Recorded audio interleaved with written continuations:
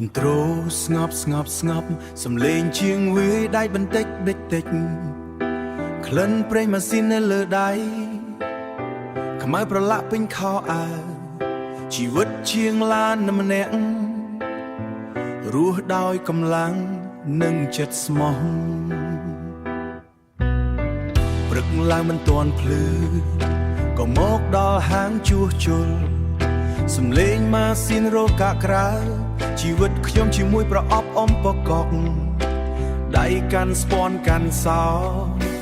ដៃកាន់ស្ពាន់កាន់សោជួសជុលឡានឲ្យគេធ្វើដំណើរខ្ញុំឈរនៅក្រោមថ្ងៃក្តៅ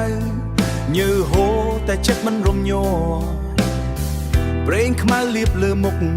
តែបេះដូងនៅតែស្អាតធ្វើការខំប្រឹងរាល់ថ្ងៃសង្ឃឹមថ្ងៃមុខភ្លឺច្បាស់ខ្ញុំជាជាងឡានធម្មតារកលុយដោយញើសនិងកម្លាំងបើទោះជាដៃខ្មៅប្រឡាំង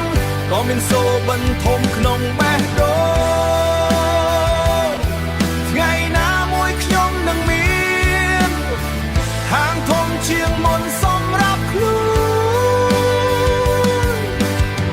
ជាងឡានម្នាក់ក៏មានតម្លៃមិនចាញ់អ្នកណានៅក្នុងសង្គមពេលល្ងាចចាប់ផ្ដើមងងឹតនៅតែជួសជុលមិនទាន់ហើយភ្លើងហាងភ្លឺតិចបំភ្លឺក្តីសង្ឃឹមក្នុងចិត្តខ្ញុំមិនខ្លាចការលំបាកមិនថាខ្យល់ភ្លៀងឬថ្ងៃក្តៅព្រោះគ្រួសាររងចាំខ្ញុំនោះហើយជាកម្លាំងចិត្តធំមនុស្សខ្លះមើលរំលងថាជីវិតខ្ញុំគ្មានអ្វីពិសេសតែខ្ញុំដឹងក្នុងបេះដូងការខំប្រឹងមិនដែលខកខានផលទេ